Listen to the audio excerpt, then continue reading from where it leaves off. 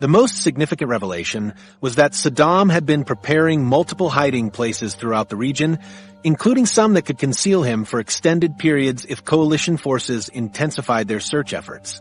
Mohammed Ibrahim described these locations in general terms, explaining that Saddam preferred places where he could remain hidden even if troops conducted thorough searches of the surrounding area. This information suggested that finding Saddam would require more than standard search techniques.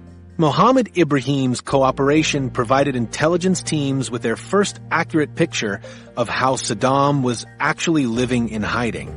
The former dictator had been reduced to moving between rural safe houses, depending on the loyalty of ordinary families rather than government resources.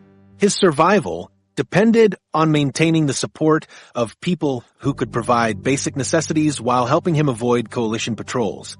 As intelligence officers prepared to act on Mohammed Ibrahim's information, they understood that this represented their best opportunity to end the manhunt.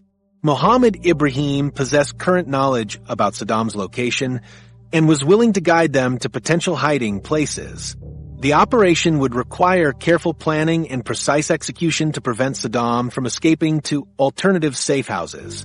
Intelligence teams began preparing for what could be their final hunt to capture December 13, 2003.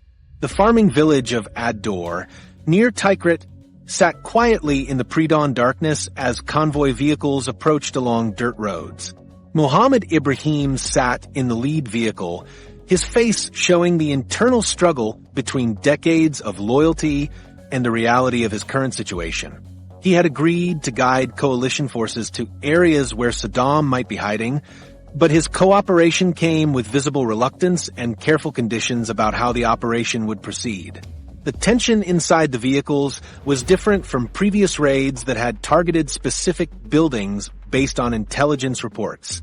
This time, they were following someone who claimed personal knowledge about their target's location, but Mohammed Ibrahim's cooperation remained uncertain until the actual moment of truth.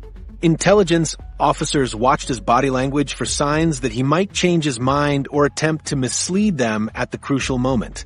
His conflicted loyalty created an atmosphere of uncertainty that affected everyone involved in the operation. Task Force 121 had prepared for multiple scenarios as they approached the target area. They understood that Mohammed Ibrahim might lead them to the correct general location, but refused to identify the specific hiding place.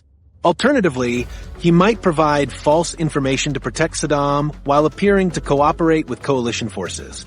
The psychological pressure on Mohammed Ibrahim was enormous, knowing that his decisions in the next few hours would determine whether his former leader lived or died. The convoy stopped at the edge of Ad-Dor as soldiers prepared their equipment and reviewed their assignments. Intelligence officers gave Mohammed Ibrahim one final opportunity to reconsider his cooperation, emphasizing that they would proceed with or without his assistance. His response was barely audible, confirming that he would guide them to locations where Saddam might be found.